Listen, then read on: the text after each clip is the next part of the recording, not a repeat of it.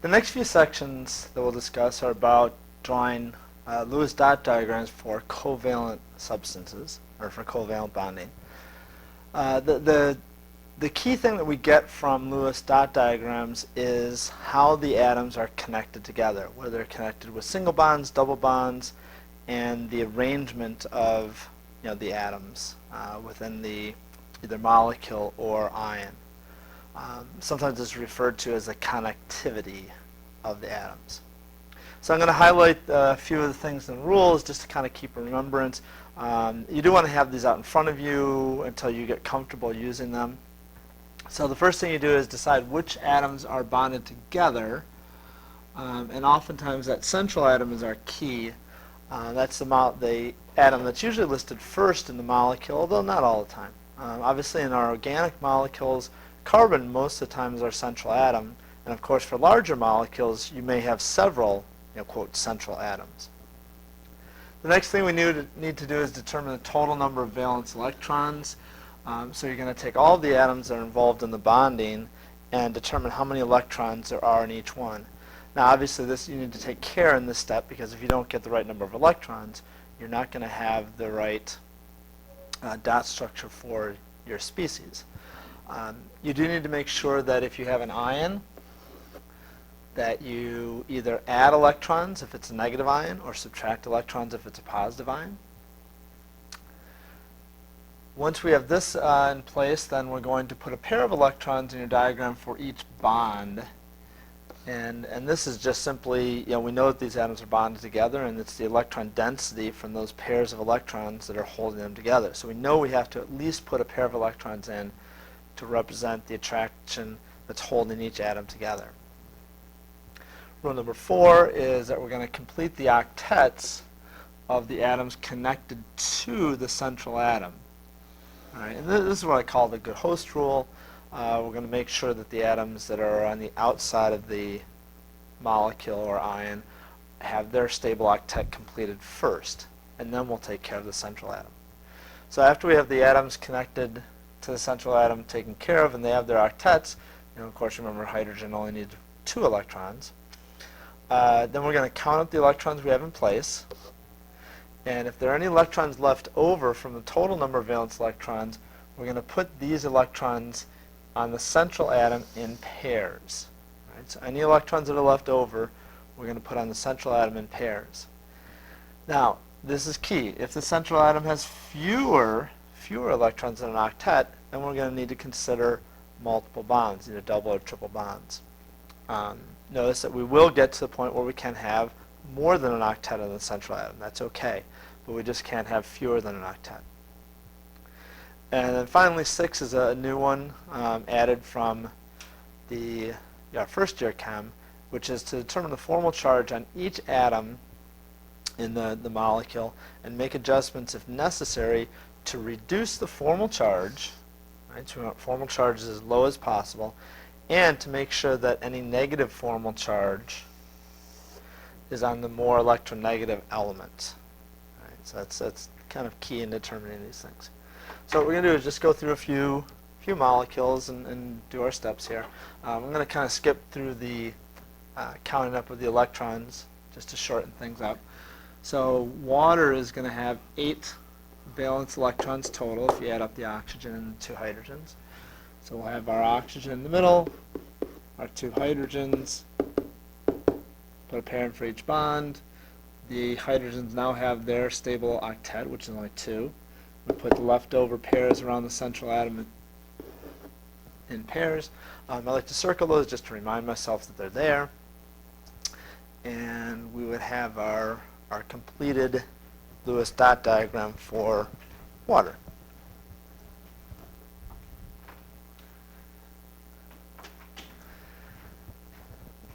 All right, moving on to our next one. Formal charges here. Not a whole lot we can do with them, but if you look at them, hydrogen comes in, so formal charges we'll try to do in red. Hydrogen came in with 1. It now has that one gets contributed to a bond, but the bond has 2 electrons, so hydrogen gets half of those electrons. So hydrogen's got a formal charge of 0 in both of these, and oxygen came in with 6. It now has 4 all to itself, the 2 lone pairs, and then it gets half of the electrons that are involved in bonding, so that's 2 more electrons. So oxygen has a formal charge of 0 as well. So all the formal charges are 0 in water, which is good. And notice that the formal charge has to add up to the overall charge of the species. Okay, so carbon dioxide. We're going to put our carbon in the middle. Oxygen's on the outside. And we have 16 electrons to work with here. If you add them all up, we put a pair in for each bond. We're going to complete the octets of the atoms connected to the central atom. That's going to give us an octet around each of the oxygens. We look over and we realize, uh-oh, we've used up all of our electrons, but now our central atom has fewer than an octet. So this is where we need to consider the multiple double or triple bonds. The thing is that we don't want to take electrons away from the oxygen. So what we're going to do is we're going to take the two electrons here from oxygen, and we're going to just add them to the bond between that oxygen and the carbon. And we'll do the same thing with these 2 electrons, add them to the bond between the carbon and the oxygen. So now each one still has or oxygen still has its octet, but now carbon has gained its octet. So we're going to kind of draw a line around that and make sure it's there. Just practicing our formal charge. Oxygen came in with 6, so now it has 4 in its lone pairs, and it has half of the electrons in the bonding, which would be 2, so oxygen has a 0 formal charge. It's going to be the same on both sides. Carbon came in with 4, and it now has half of the electrons that are involved in its bonding, which would be 4, so it has a formal charge of 0. And again, notice that the formal charges are low, and they do add up to the formal charge on the overall species, which is 0.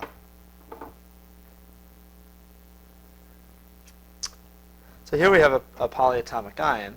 So if we add up the valence electrons, we end up with 7 valence electrons. We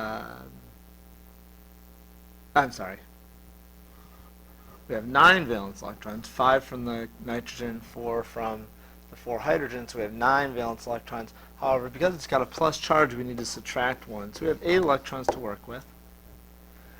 So we would do nitrogen, put our hydrogens around there. We're going to put a pair in for each bond. Okay. And so the hydrogens have their octets completed. We look over, we've used up all 8 of our electrons. Our central atom has an octet. So we're just about done there. We also need to show people that look at this that this does have a charge. So we're going to put a little bracket up here showing that what we've drawn is an ion with a charge on it. We can go ahead and check the formal charges. Again, hydrogens here are going to be 0. Nitrogen came in with 5, and it now has only 4. There's 8 electrons around it, but they're all bonding electrons, so it only gets half of those. So it's got 4. So nitrogen is going to have a positive formal charge. So you notice that the overall charge then here is a +1, which corresponds to the charge of the overall species. So that's a good thing. All right, and there's no way to reduce that formal charge in this case. Here we have one where there's actually three different elements. Okay, and again, we don't want this to really disturb us too much. We're going to put carbon in the middle. We're going to put hydrogens around it, and the fluorine around it as well. So we look at it and we have, let's see, 7 electrons with the carbon and the hydrogen, and another 7 with the fluorine. So we have 14 electrons to work with. So we'll put a pair in for each bond. And then we're going to complete the octets of the atoms connected to the central atom. Hydrogen, they're good with their 2. So we need to put 6 more electrons around the fluorine. we count up all of the electrons we have in place. We put in 14 electrons, and that's how many we had. So we've used up all of our electrons. Our central atom has an octet, so we're pretty good there. So that would be our dot structure for the CH3F.